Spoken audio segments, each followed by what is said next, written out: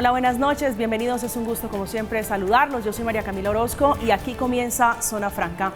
Por primera vez en la historia republicana de Colombia, un hijo de un presidente en ejercicio es detenido por la justicia del país.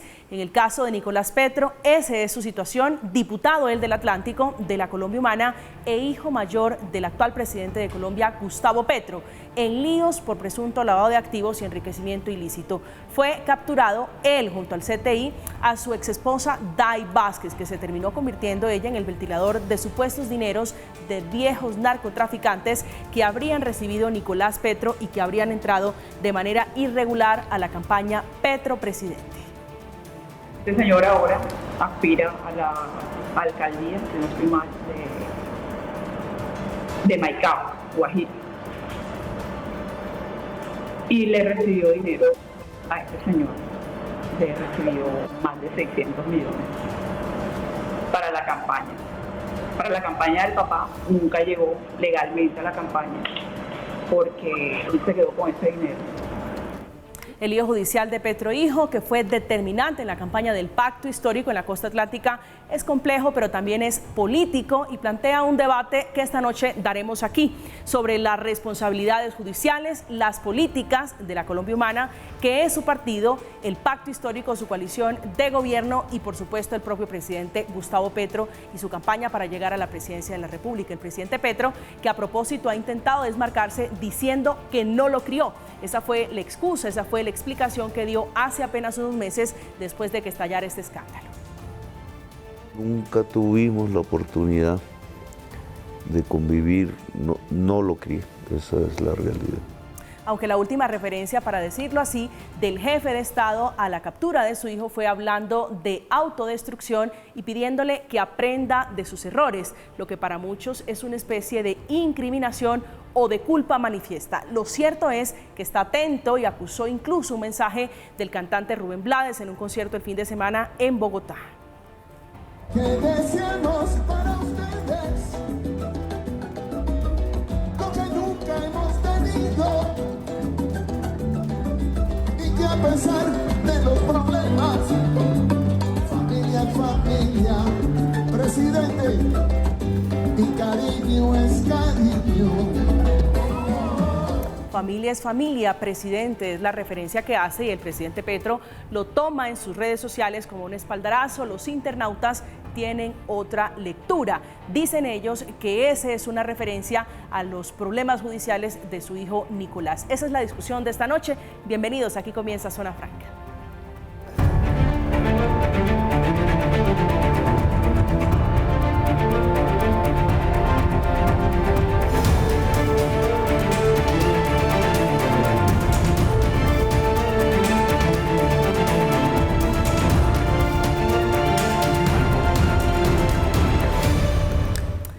Bienvenidos al debate, a la discusión del caso Petro, por el que el Pacto Histórico casi que cerrando filas en torno al presidente Petro, hablando de errores, hablando de la situación de su hijo, una de ellas la vicepresidenta Francia Márquez, que durante el fin de semana le envió mensajes de solidaridad al jefe de Estado.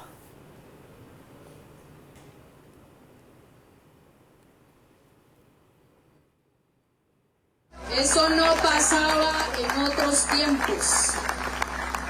En otros tiempos un hijo cometía un error o se equivocaba y lo que hacía la corrupción de este país era salir a defender o salir, y claro que él se tendrá que defender porque tiene que tener todas sus garantías, pero cuando el presidente dice como presidente de la República no voy a intervenir en el proceso, solo pido que le brinden todas las garantías. Cuando se equivoca, dice la vicepresidenta Francia Márquez, la Fiscalía dice son delitos. Esta noche hemos invitado a Juan Carlos Flores, es historiador, político colombiano y docente universitario, fue concejal de Bogotá. Doctor Flores, buenas noches, un gusto saludarlo. Ay, Camila, un placer estar aquí esta noche. Me alegra mucho verlo de manera presencial. Gracias, muy gentil. También está con nosotros Diana Diago, que es concejal de Bogotá por el Centro Democrático, que es partido de oposición. Concejal, buenas noches. Buenas noches, María Camila, un saludo especial para Gabriel y para Juan Carlos y para todos los televidentes. Gracias. Gabriel, al que hace referencia es el representante de la Cámara por el Pacto Histórico, Gabriel Becerra, que es de la Unión Patriótica. Representante, buenas noches, un gusto saludarlo. Buenas noches, María Camila, un gusto conocer a Diana personalmente. al profesor Juan Carlos, que admiro mucho sus opiniones también, verlo acá y compartir las opiniones. Gracias por aceptar este diálogo, representante. Quiero comenzar por ese trino del presidente Gustavo Petro, pidiéndole a su hijo que reflexione, que aprenda de sus errores, hablando de autodestrucción. ¿Cuál es su lectura de esa reflexión? Es la reacción, por un lado, de un padre que ve cómo está involucrado alguien que hace parte de su sangre y expresa pues el dolor que creo todo padre podría expresar frente a un hecho en el cual su hijo está siendo acusado y procesado. Y por otro lado, la reacción de un jefe de Estado que sabe que no tiene que involucrar esa circunstancia personal con una responsabilidad que le ha asignado la República y que tiene que saber diferenciar. Y por eso reclama fundamentalmente lo que en un Estado de Derecho se debe dar para el presidente y para cualquier ciudadano, que son garantías e independencia de la justicia para fallar. Nadie puede estar por encima de la justicia, así sea un hijo del presidente. Concejal. Bueno, a mí me parece que el presidente Gustavo Petro, con ese trino, pues siento yo que se está lavando las manos. Dice, no, que sí, es mi hijo que tiene que responder, pero es que aquí hay una cosa que hay que contarle a los ciudadanos y que muchos sabemos, es que Nicolás Petro fue quien dirigió parte de la campaña en la costa, fue el que organizó muchas cosas y esto es como una cadena, ¿no? Entonces primero todos estos audios de Nicolás Petro, la señora Day Vázquez, después lo que habla Armando Benedetti, lo que sale con Laura Sarabia, entonces yo creo que todas esas piezas empiezan como a encajar y pues Petro es el presidente de los colombianos y claro, le dolerá como papá, pero también como presidente tiene una responsabilidad y una responsabilidad política enorme y aquí no solamente es decir, lo lamento mucho, ojalá madure, ojalá crezca y ojalá esto lo haga pensar, no, aquí tiene que decirle realmente a los colombianos quiénes financiaron su campaña, porque él en el momento antes de las elecciones hablaba del narcoestado, el daño que le estaba haciendo el narcotráfico a Colombia, pero si usted mira todos los audios que devela esta señora Day Vázquez, precisamente habla del hombre Malboro, de quién más, se me olvida, de otro narcotraficante, entonces yo creo que eso no son temas menores, yo creo que Gustavo Petro tiene que entender que la Fiscalía pues tiene que dar su veredicto pronto por el bien del país, pero él también tiene una responsabilidad política y eso no es algo menor. Además, el Consejo Nacional Electoral también está investigando esa campaña por la financiación irregular y eso no nos lo inventamos la oposición, eso lo está diciendo el Consejo Nacional Electoral. Entonces, Gustavo Petro, yo creo que como siempre en su buen estilo es todo fue culpa de todos menos mía. Entonces yo creo que tiene que ser responsable y sobre todo tiene que explicarle al país realmente qué fue lo que pasó. Doctor Flores. Aquí hay una cosa que subyace a todo lo que está ocurriendo y es, María Camila, la inmensa facilidad con que los Odebrecht, por recoger este apellido brasileño, los Ñeñes, los Ñoños, los Malboro, se infiltran en las campañas en Colombia y en la campaña presidencial. Hay un hecho de inmensa gravedad que debería llamarnos la atención a todos y preguntarnos qué está pasando con la financiación de la política a los más diversos niveles. En este caso, vemos que se está repitiendo el mismo modelo en las últimas campañas presidenciales, que llegan unas personas que tienen una entrada franca con la cantidad de recursos que aportan y que nos dicen la campaña costó tanto y se le presentan al Consejo Nacional Electoral las cuentas y se dice la financiaron estos grupos, estos individuos, pero la plata grande pasa por debajo de la mesa. Así ocurrió con dos candidatos presidenciales en la campaña en que Santos resulta elegida. Hay una cosa curiosísima, el gerente de la campaña Santos, Roberto Prieto, está en la cárcel. Y el presidente Santos no tiene ninguna responsabilidad al respecto. Entonces, yo lo que veo en este caso es que confluyen ese hecho gravísimo y luego en este caso, que es el hijo del señor presidente de la República y que aparece mencionado unas platas que entran a la campaña que se hacía en el Atlántico, en la ciudad de Barranquilla. Entonces, aquí se cruzan dos aspectos, María Camila. Un aspecto es el de ¿por qué a lo largo de la historia de Colombia las familias presidenciales han pasado en la total impunidad? Alguien diría, Samper, no, podemos irnos muy en el pasado. Alfonso López Pumarejo, al que le toca renunciar, pero nada le pasa a los hijos que eran mencionados en escándalos como el de una trilladora en manos de alemanes que ha terminado en manos de la familia presidencial. Y el otro asunto es cómo se garantiza la independencia de la justicia en estos casos. Dicho eso, un poquito de historia de Alfonso López Pumarejo, pero también de Samper. ¿El presidente Petro puede desmarcarse de este escándalo? Eso lo veremos en el curso de la investigación. Esta es una investigación de una enorme complejidad, porque de un lado es el hijo de un presidente en ejercicio, de otro lado es un activo político, es decir, no es un muchacho díscolo, no, es una persona que, habiendo competido por la gobernación del Atlántico, logró hacerse con esta cosa que establece la Constitución, y es que el segundo en votos entra de inmediato en el cuerpo legislativo respectivo, Congreso, alcaldía, consejo o asamblea. Entonces ahí es ese asunto, no es un ciudadano cualquiera.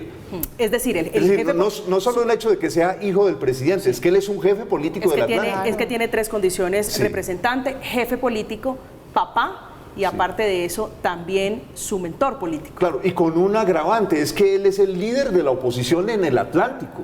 Porque, es decir, aquí estamos viendo que un líder de la oposición, además de una oposición que luchó durante décadas, que puso muchos muertos, muchos desaparecidos, la gente de izquierda, y este señor llega, y además hay una cosa curiosísima, cuando usted revisa cuántos debates hizo Nicolás Petro como líder de la oposición, no hizo ninguno. Eso es una cosa bien llamativa, es decir, ¿qué era lo que hacía además como líder? Porque todo este escándalo ha tapado, bueno, ¿y qué hizo el hijo de Petro como líder de la oposición en el Atlántico? Llama la atención que con él se replica lo mismo que ha ocurrido cuando Lochar o sus elegidos gobiernan, es que desaparece la oposición.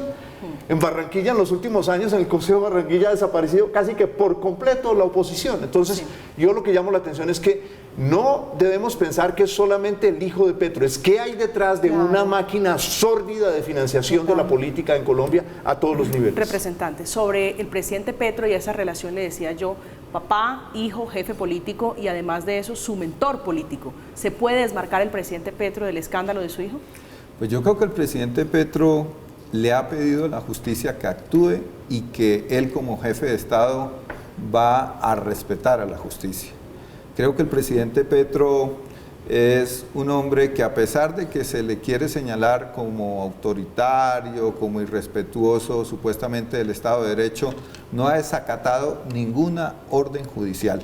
Y yo creo que ahora, con más compromiso ético, creo yo, porque se está jugando su nombre y su papel en la historia, se está jugando su coherencia política, porque él ha estado al frente de la denuncia de grandes casos de corrupción, como lo que sucedió en Bogotá con el cartel de la contratación, pues ha definido con el dolor de padre que lo que suceda en los estrados judiciales en el marco del Estado de Derecho es lo que hay que respetar.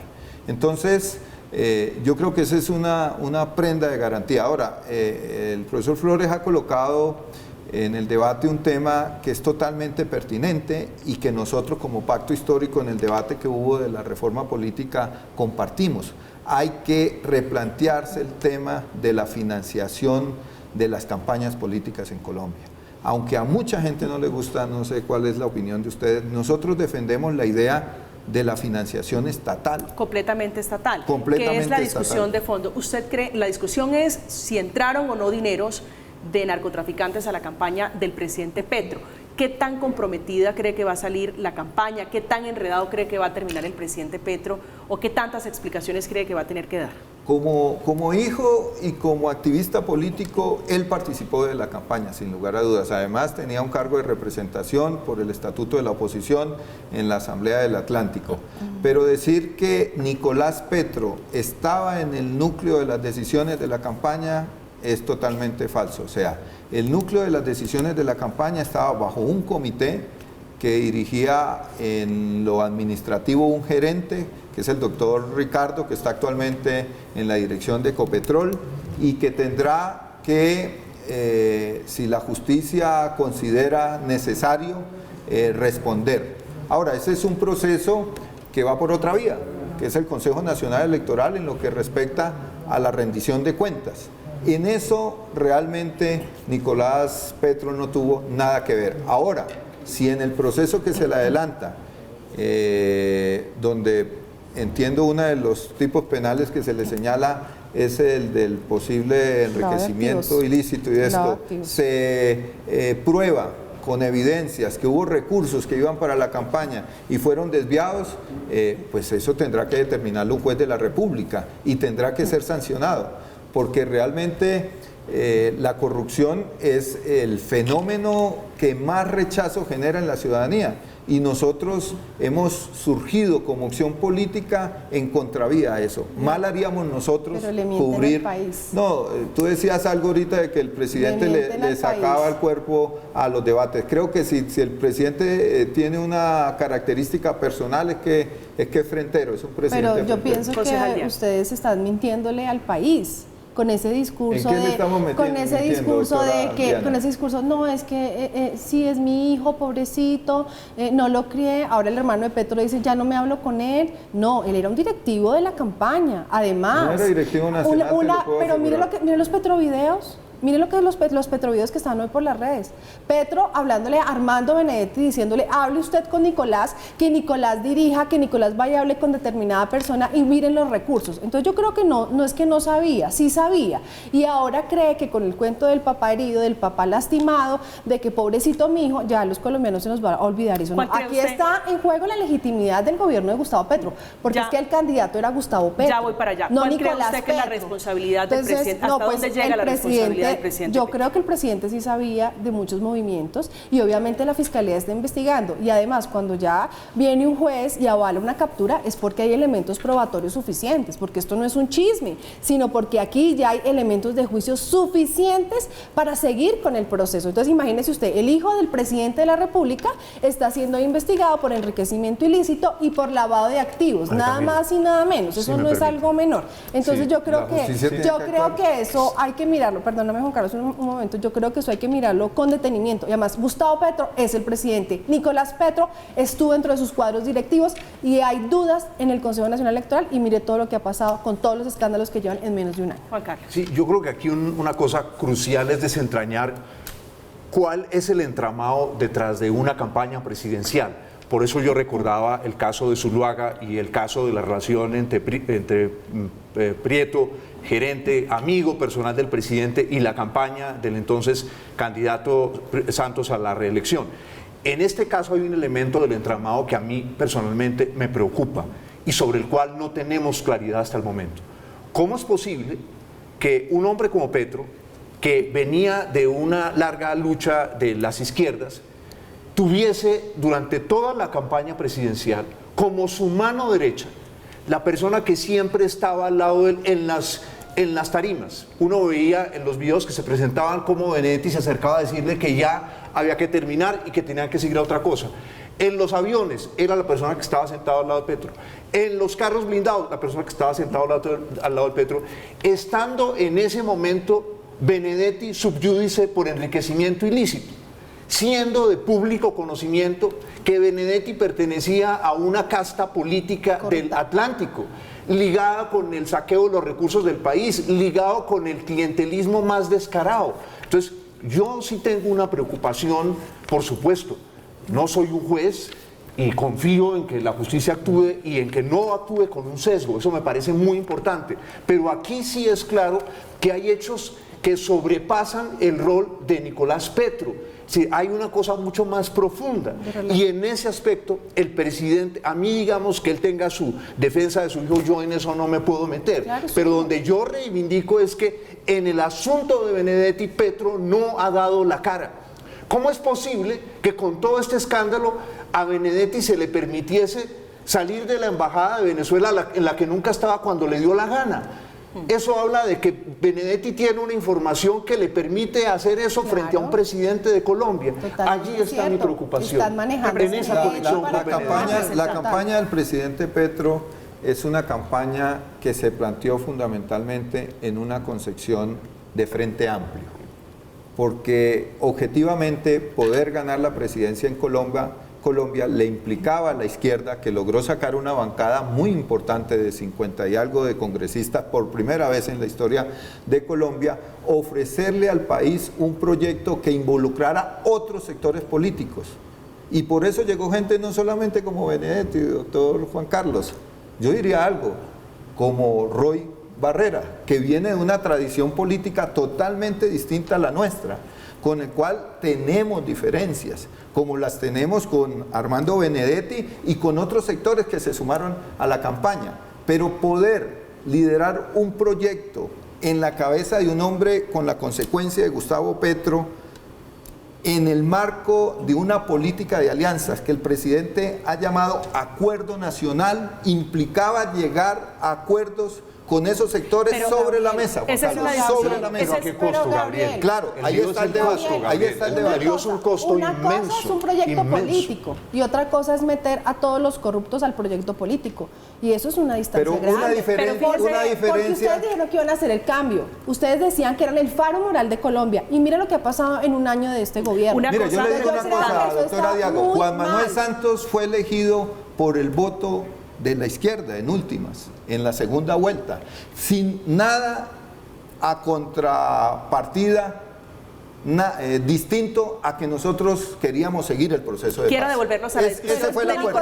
Pero ¿por qué lo digo, María Camila? Lo digo porque nosotros lo que planteamos es que para sacar este país de la crisis tenemos que llegar a acuerdos con sectores. Pero Gabriel, no hay costo de entregarse a esos sectores completamente corrompidos. Pero quiero devolvernos a propósito. María Camila, es que se trata de los sectores más corrompidos de la política. Pero no nos quiero devolvernos, entregamos. representante, a la discusión original, que la discusión, Son disculpe, casos. la discusión es saca Nicolás todos estos Petro. personajes. Quiero devolvernos a la discusión porque ese exactamente. capítulo de los apoyos políticos viene aquí de ladito del capítulo de Nicolás Petro, que es el capítulo de Armando Benedetti. Pero quiero preguntarle, usted que está en el Congreso, por la gobernabilidad del presidente Gustavo Petro. La pasada legislatura fue muy difícil para el pacto histórico por el escándalo, ya con el hijo capturado. ¿Qué tan complejo va a ser la maniobra para el presidente? Yo creo que es muy entendible que la oposición, que ha sido tan silenciosa en otros casos de corrupción durante sus gobiernos, hoy aparezca pues tratando de sacar provecho político en un momento donde hay una investigación que hay que esperar que la justicia actúe. Pero en el Congreso de la República nosotros lo que hemos dicho es, nosotros vinimos al Congreso de la República a generar cambios, no vinimos a aceptar una agenda continuista. Ahora, nosotros hemos colocado sobre la mesa unas reformas que le ofrecimos al pueblo. Y hemos dicho, esas reformas, que es cumplir nuestro programa de gobierno, que está ahora en el plan de desarrollo, tenemos que construirlas porque nosotros no dirigimos el país solamente para nuestros militantes, para la izquierda. Aquí hubo una parte del país que votó por otras opciones. Aquí hay unos partidos políticos que son una realidad política. Nosotros tenemos que construir las reformas alrededor de grandes acuerdos nacionales. Yo fui el coordinador ponente de la jurisdicción agraria, una deuda con el punto 1 del acuerdo de paz. Y me alegra mucho que ese proyecto, ese acto legislativo lo hubiésemos sacado adelante con un consenso, casi que la totalidad del Congreso se puso de acuerdo. Y era un proyecto que habíamos prometido durante la campaña y lo sacamos adelante. ¿Por qué no hacemos lo mismo con la reforma a la salud? ¿Por qué no hacemos lo mismo con la reforma Lo que pasa pensional? es que hoy el panorama, Juan Carlos, discúlpeme, están en el Congreso discutiendo. El panorama hoy es y diferente. Muchos creen que es altamente inconveniente. Sí, el panorama hoy es diferente y es una fila larga de reformas. Está la reforma a la salud, está la reforma a la educación, y ahí puedo demorarme haciendo el listado de reformas que el presidente Petro y sus ministros y su coalición, el Pacto Histórico, tienen pensada para esta legislatura. ¿Qué tan complejo va a ser el escenario en el Congreso? Yo creo que muy complejo, por la siguiente razón. Porque por desgracia, una buena parte de la casta política trabaja con un sistema de chantaje. Si no hay puestos ni contratos, no votan y paralizan los procesos legislativos. Esa es la más grave realidad de Colombia. Y además eso es ilegal. Pero ni siquiera lo llamamos, María Camila, por su nombre en Colombia. Decimos que eso es mermelada. ¿Cuál mermelada? Eso es un sistema extorsivo. Entonces, ¿qué es lo que ocurre cuando un presidente se ve debilitado por este tipo de acontecimientos? Sube el costo de la transacción. porque inmediatamente la casta política sube el costo de lo que le pide a un presidente. ¿Cuál es el riesgo allí, Gabriel? Es un riesgo peligrosísimo. Le pasó al presidente Lula en Brasil. Y es que ante la debilidad de un presidente, ese poderoso clan, ese poderoso grupo, inmediatamente corrompe el conjunto de un gobierno. Ahí hay un peligro inmenso. Y por eso mi señalamiento no es un señalamiento a unas personas como seres humanos, ¿no?, sino a lo que ellos encarnan. Es que el lío, Gabriel, fue abrazar a la casta política en la constitución inicial del gobierno. ¿Quiénes rodeaban a Petro al inicio del gobierno? Gente de izquierda, no. Estaba Alfonso Prada, que venía del santismo. Estaba el secretario general de la presidencia, un político clientelista al que la gente no quiere en Caldas, porque es una familia relacionada con el atraso de Caldas. Entonces, a mí lo que me llama la atención aquí, María Camila, es que sí, Petro tiene un discurso muy bonito, Gabriel, pero las herramientas, de acuerdo, pero las herramientas que escogió son muy peligrosas. Aliarse con una casta política que nada hace sin cobrar a cambio parte del presupuesto, que es el presupuesto de todos, que sale de nuestros esa Juan Carlos, característica. te falta algo importante, Sí, perdón. concejal. Mira lo que usted estaba diciendo ahorita, Gabriel, que para llegar al poder hicieron acuerdos con muchos sectores. Para eso sí les servían los Sobre la diferentes mesa. sectores, ¿cierto?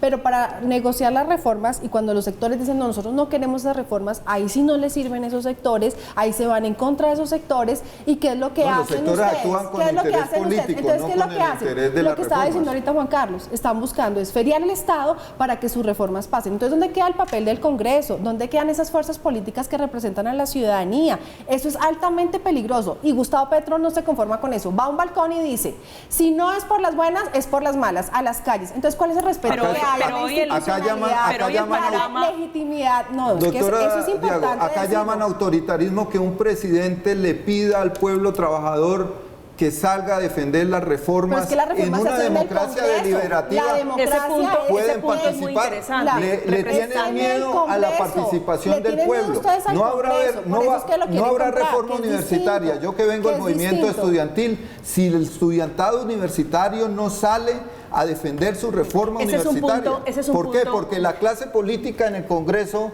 puede acceder si actuara con grandeza de país, pero como una parte puede actuar con el chantaje, tendrán que ir a decirle a esos jóvenes en las universidades que ellos están en contra de la reforma del artículo Pero 86 para la y época 87 de la electoral, ley ese entonces 30. punto, sí tuvieron grandeza, representante, pero ese para punto que discutir las usted reformas toca no. es muy interesante, porque una cosa es el Congreso y otro es Hay donde el que gobernar presidente con el Petro pueblo, María es Camila. Pero hay fuerte, que gobernar y son con el las Congreso, bases ¿no? y es Sí, el claro. petrismo, que Esa es la algunos llaman petrismo institucionalidad. radical. Este escándalo que es de reputación, este escándalo que es de transparencia, de manejos, de manos limpias, ¿qué tanto va a pegarle el presidente donde él es fuerte? Les repito, las bases del petrismo Tiene no un son- efecto, tiene un efecto en la política y no hay duda. Pero miren ustedes que al contrario de lo que creía mucha gente, lo que yo sentí este fin de semana es que hay también un respaldo y una solidaridad ciudadana. ¿Cuál es su termómetro? Rubén Blades no es, digamos, un petrista, por llamarlo de alguna manera. Entendió una situación familiar y dijo, familia es familia y cariño es ¿Usted cariño. también cree, como el presidente, que eso es un espaldarazo, que es un mensaje de respaldo? Yo creo que Rubén Blades quiso decirle al presidente que está bien que como padre sienta ese dolor y que tiene que estar con su hijo en su condición de padre, en su condición de jefe de Estado tiene que estar con la justicia. Pero es que no Entonces, solamente es por un su mensaje, condición es de un mensaje padre, humano, pero, es que él también pero fue un director, elemento. él fue Yo importante subrayaría, en la digamos que campaña. sí hubo un giro en los últimos meses de la campaña por parte del candidato Petro hacia la casta política, que tiene hoy un costo muy grave. Y mire usted señalaba, el mismo presidente lo reconoció la noche del triunfo, ¿cierto? En el discurso que da en la Casa de Nariño a sus ministros. Los jóvenes nos han puesto más de 1 millón de votos. 1.200.000. Sí, 1.200.000. Hay que meterlos a esto. ¿Y qué jóvenes de esos acompañaron a Petro? La joven más cercana a ella era criada, amamantada por la casta política de Hay una Barranquilla. joven dirigente La señora estudiantil, Sarabia, Gabriela, que viene de la Universidad del Valle pero de ojo, sí, Cauca. pero también han encandilado a la gente con promesas. Los jóvenes no saben, ¿dónde están los jóvenes en el gabinete? gabinete de Petro.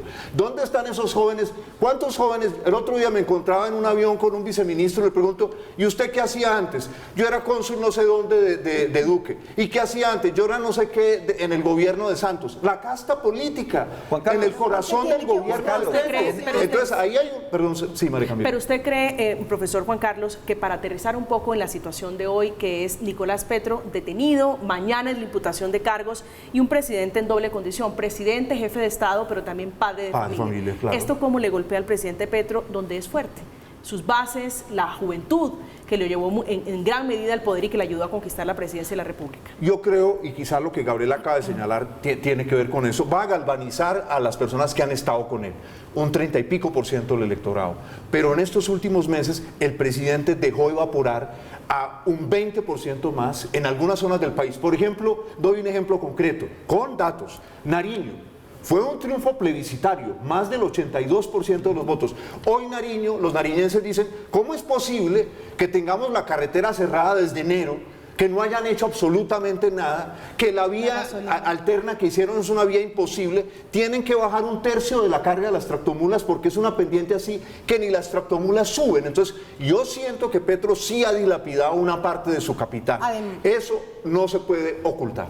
Además, otra cosa que también hay que mirar, y es que en estos 11 meses de gobierno, todos los escándalos de corrupción que ha tenido el gobierno Petro, eso desilusiona a sus votantes. Mire lo que pasó con Irene Vélez, mire lo que pasó con Urrutia, mire lo que pasó con el gerente del Fondo Nacional del Ahorro, diciendo en una entrevista a viva voz, ¿no?, que es que había que apoyar a los congresistas que estaban apoyando las reformas compuestos. ¿Eso qué es? Eso es el cambio que ustedes le prometieron a Colombia. Y ni qué decir de Gustavo Bolívar, apoyando también, solidarizándose con Gustavo Petro, con todo esto que está pasando con lo del hijo. ¿Dónde quedó ese Gustavo Bolívar que decía que había que acabar con el narcotráfico, que había que acabar con las cosas incorrectas en el país? Imagínense cómo será ahorita que es candidato a la alcaldía, cómo será gobernando. ¿Será la misma historia de Petro? No, no más mentiras. Entiendan lo que está pasando en el país, esto es gravísimo. Es que no es el hijo de cualquiera, es el hijo del presidente, es el hijo que estuvo en la campaña, es el hijo que hablaba con los que financiaban la campaña. Esto no es un tema menor y creo que Gustavo Petro ya era hora que sacara a su gerente de la campaña, que está en Ecopetrol. Eso es lo mínimo, eso es lo mínimo. Mire las investigaciones del Consejo Nacional Electoral, no han podido justificar recursos de testigos electorales. Gustavo Bolívar decía, no, es que nosotros también nos apoyaban en tarimas y todo. ¿Dónde está esa plata? Doctora Diago, ¿De dónde la sacaron? ¿De dónde la sacaron? Seamos serios con el país. ¿Dónde está el cambio? En la justicia, siendo procesado en el marco del Estado de Derecho, sea condenado, debe pagar, así sea el hijo del presidente. Esa es la postura del pacto histórico, esa es la postura del presidente de la República y así tiene que ser. Ahora, nosotros, el presidente no está siendo procesado por eso. ¿Sí? ¿Llegaron dineros a su campaña? No, pero tu opinión política no es un fallo de la justicia, me da mucha pena decirte. Tú tienes una opinión, dejemos que las autoridades judiciales actúen y esperemos los fallos de la justicia. Ahora, desde el punto de vista político, yo estoy sorprendido ahora en el Congreso de la República. Quienes han gobernado este país décadas enteras, siglos, lo que llamaban el establecimiento, se dio cuenta en los últimos 11 meses cómo se solucionan los problemas del país, cómo se resuelve el problema de la salud, cómo se resuelve el problema de las pensiones. No, ustedes son responsables de la crisis de este país y frente a esa crisis reaccionó un proyecto político liderado por Gustavo Petro. Espera, termino una idea. Y ese proyecto político tiene que responderle a la gente. Y en lo que se equivoca, así como nos lo dice el profesor, el presidente, el gobierno y el partido de gobierno tendrá que hacer ajustes. El partido de gobierno le dijo a este país, vamos a trabajar un acuerdo nacional, y nos dijo el presidente en la primera reunión, señores congresistas, dejen el sectarismo, trabajemos una coalición alrededor de los contenidos de la reforma. Si es posible avanzar por esa vía, avancemos. Y ellos tienen derecho a estar en el gobierno porque son aliados. Ahora, si eso no es así, tienen que irse del gobierno. Cuando el presidente generó la crisis de gabinete, les dijo, señores, Yo no vine acá a hacer transacciones de mi programa de gobierno, que es el programa del pueblo. Yo vine acá a cumplirlo. Y si ustedes me van a chantajear, se van del gobierno. Y ahí fue cuando desbarató la coalición de miren la gobierno. incoherencia que ustedes están diciendo, que el establecimiento y el establecimiento, pero lo que dijo Juan Carlos, muchos del establecimiento hoy están gobernando con Petro. Entonces, porque nosotros no podemos construir un país, nosotros no podemos hacer el acuerdo de paz entre la izquierda, lo hacemos con el establecimiento. Distinguidos. ¿A qué costo? Muy bien. Aquí hay una cosa que no podemos perder de vista. Digamos, Colombia no ha sido bien administrada y por eso estalló tamaña crisis. Por eso hubo una erupción de descontento social como no la habíamos visto en nuestra historia contemporánea. Y el éxito político de acuerdo, es Petro. De acuerdo, pero al mismo tiempo, completamente de acuerdo, pero al mismo tiempo, una vez ya en el gobierno, desaparecen o deberían por lo menos desaparecer las responsabilidades de los otros, porque ya llegó una nueva era de responsabilidad. Nadie pide milagros, pero yo sí siento que en el gobierno nacional, ¿qué es lo que uno ve? Mucho desorden. Una falta de equipo, quejas de los ministros de que no se reúnen con ellos, de que hay unos cuellos de botella de manera que no pueden llegar a un diálogo fluido con el presidente de la República. Entonces, ¿a qué voy yo? Que al lado de los problemas gravísimos de la corrupción que tenemos en Colombia, el cáncer fundamental que tenemos, y por eso cualquier cosa que surja de corrupción en este gobierno le cuesta tanto, porque llegaron como usted bien lo señalaba, sobre esa crítica, por eso la caída de la alcaldesa en Bogotá, ¿cierto? Porque promovió un referéndum para la corrupción y luego la gente dice, pero lo que ha hecho con el Consejo es practicar el clientelismo. Entonces, yo creo que aquí este caso... Son aliados. Digamos, esta es la prueba ácida del gobierno. Perdón un segundo. Son aliados del pero perdón un segundo. Esta es la prueba ácida del gobierno. La prueba ácida del gobierno es si respeta a fondo una investigación sobre el caso Benedetti.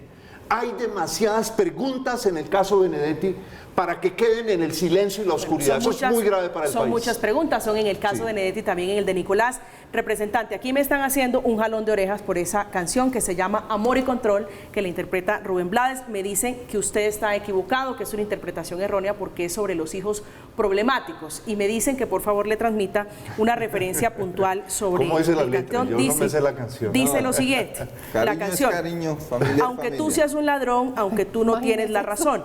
Le preguntan a usted, aunado a la defensa del pacto histórico, quiero leerle también un trino del ex senador Gustavo Bolívar. Nicolás Petro es el primer hijo de un presidente que va a la cárcel, pero no porque los hijos de otros presidentes no hayan delinquido, sino porque ningún otro presidente permite que la justicia actúe con independencia, sin presiones. Le quiero preguntar si eso no es una defensa errada, si no es incriminar a Nicolás Petro o por lo menos no respetarle la presunción de inocencia. No, lo que está diciendo Bolívar es que aquí hubo hijos de expresidentes, como los hijos del expresidente Uribe, que a los 20, 21 años declaraban tener 33 millones de pesos y en la declaración de los 2 años siguientes dentro de su gobierno declaraban 30.000 millones de pesos. Pero no es decir, otros lo hicieron y este también. No, totalmente de acuerdo con usted. Uno no puede tratar de justificar los errores y si la justicia actúa y falla y condena con lo de los otros.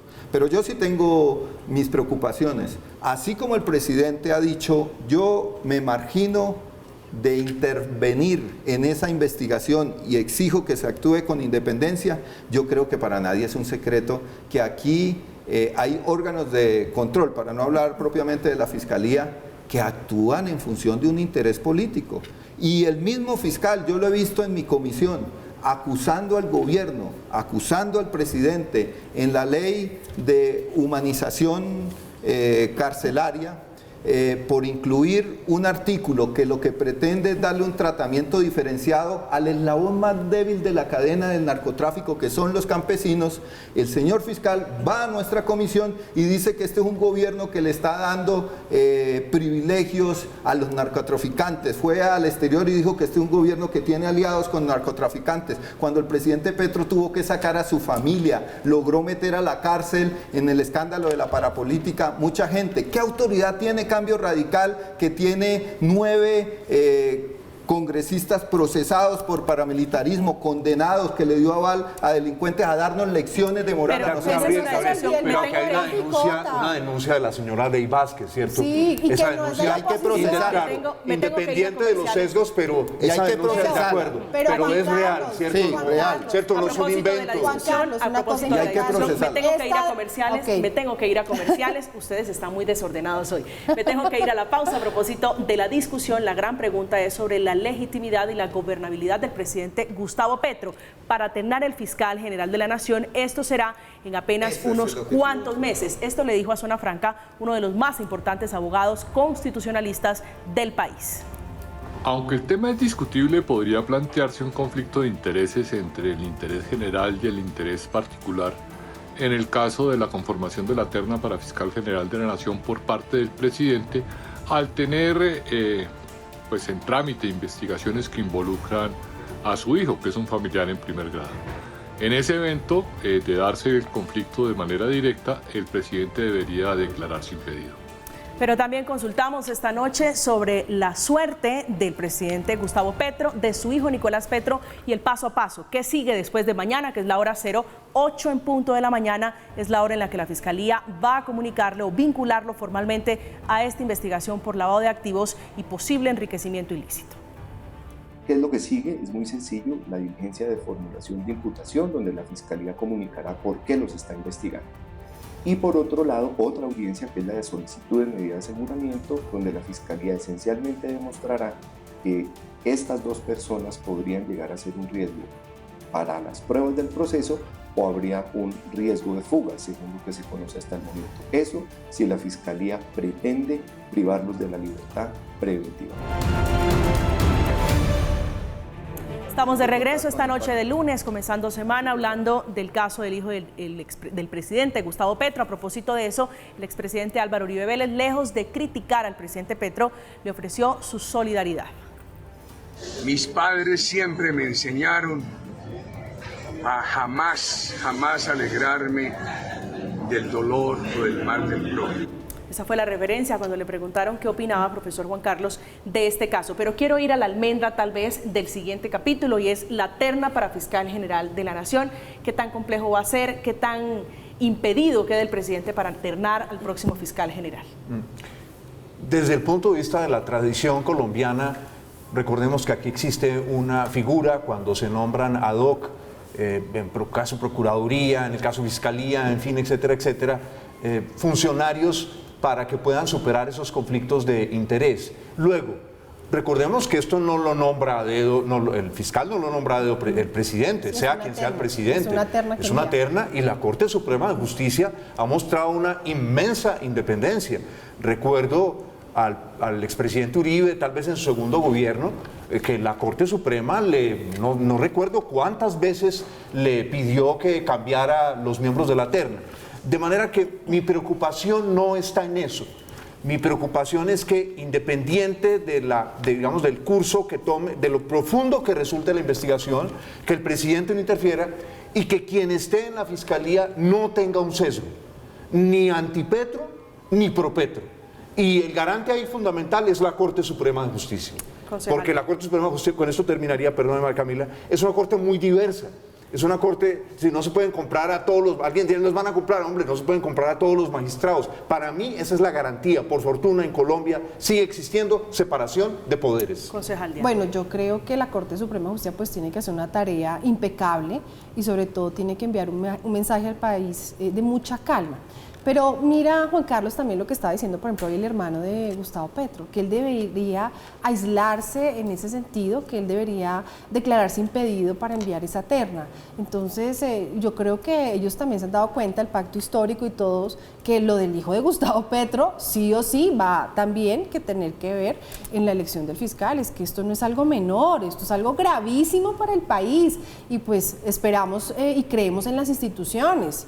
Y es en serio, porque porque es que Gustavo Petro dice, no, yo creo en las instituciones, pero le dice a la procuradora, no voy a aplicar la sanción al alcalde que sancionó la procuraduría. El Consejo de Estado lo respalda. Entonces, pero las instituciones se tienen que cuidar y sobre todo esperar que actúen como debe ser, legítimamente. Entonces vamos a ver qué va a pasar con todo esto, pero yo también creo que de aquí a allá pues hay un tiempo que vamos a ver la Fiscalía a qué va a llegar, a qué decisiones va a tomar y qué otro escándalo puede también llegar a conocerse. Es que en 10, 11 meses de gobierno ustedes han estado de escándalo tras escándalo y esto de Nicolás Petro, esto no sale por la oposición, esto sale por su ex esposa que tenía todos los audios guardados, los chats, que se los entrega a la Fiscalía. Entonces vamos a ver el fiscal qué va a hacer y sobre todo quiénes van a estar en esa terna y si el presidente le va a hacer caso o no a su hermano. Yo sí creo, María Camila y colegas, que tal vez una de las hipótesis más serias es que hay una estrategia por querer deslegitimar al gobierno aprovechando hechos ciertos o no ciertos que la justicia tiene que investigar, porque durante los 11 meses el gobierno ha hecho cosas muy positivas. Este es un gobierno que logró sacar por mayorías una reforma tributaria progresiva. Este es un gobierno que mientras el gobierno anterior se tardó 4 años, en 90 días sacamos el acuerdo de Escazú. Este es un gobierno que logró aprobar también unas reformas que reconocen al campesinado. Este es un gobierno que le aumentó el presupuesto a la universidad pública. Este es un gobierno que está haciendo esfuerzos en un momento excepcional de la historia de Colombia, con un gobierno permanente, porque hay un gobierno permanente, que es el gobierno que han construido durante décadas, pero no profesor Juan Carlos, y que usted puede ser ministro, pero es que quiero hacer el comentario, usted puede ser ministro, usted puede nombrar los viceministros, pero ahí hay una estructura que tú no vas a cambiar de la noche a la mañana, que te obstaculiza, que te molesta, y si tú no tienes experiencia adicionalmente, porque yo no tengo ningún problema como congresista decirle al gobierno que cumple, pero en concreto frente a la pregunta, yo creo que quieren impedir que haya un fiscal que actúe con independencia. El actual fiscal, hay que decirlo con todo el respeto a las instituciones, no ha sido lo suficientemente equilibrado. Este es un fiscal que ha mantenido traspapelados investigaciones y denuncias muy importantes de sectores políticos, de clanes regionales. Pero es una puerta, ¿usted no cree que esa es una puerta peligrosa? Se lo pregunto, porque el presidente, de los 3 nombres que manda el presidente, saldrá el fiscal general. Decir, no tengo por qué defender al fiscal Barbosa, pero decir que es un fiscal que no da garantías, que persigue, que es el fiscal de la oposición, no es un invento, no es un parapeto que puede resultarle mal a usted. Yo al menos creo que hay casos en los cuales se puede evidenciar que ha faltado independencia del fiscal. Ahora, creo que la prenda de garantía, según la estructura y el ordenamiento constitucional colombiano, es la Corte Suprema de Justicia. Pero yo le quiero decir una cosa, la izquierda es indignación selectiva. Cuando otros personajes han tenido dramas familiares con sus hermanos, con sus primos, por ejemplo Marta Lucía Ramírez, lo que le pasó con el hermano, decía pues que ella salió, dio sus declaraciones, decía que era un momento duro para ella y pues que era familiarmente también duro, pero la izquierda salió con toda, si no se acuerda, salió con toda, acribillaron moralmente a Marta Lucía Ramírez y ahora que pasa con el hijo de Nicolás Petro, entonces las cosas sí son distintas. Entonces, es una reflexión que hay que hacerles a ustedes, porque es que ya no pueden seguir diciéndole a Colombia que son el faro moral, porque no lo son. Profesor, mire lo que ha pasado en su una observación al respecto.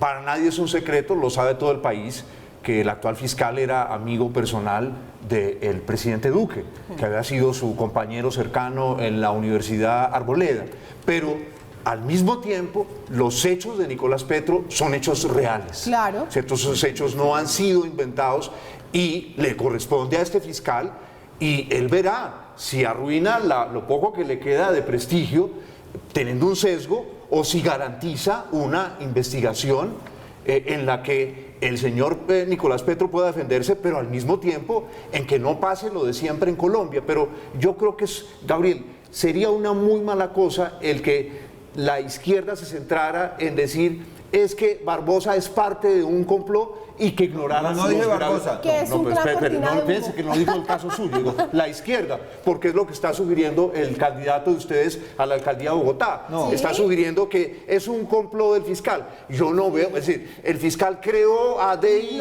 ¿cómo se llama? Dey Vázquez, la volvió la novia del diputado Nicolás Petro, creó el estilo de vida despilfarrador. Es que lo que uno evidencia es que el señor Nicolás Petro lleva un estilo despilfarrador que no se corresponde con los ingresos de su padre y mucho menos con los ingresos propios de él.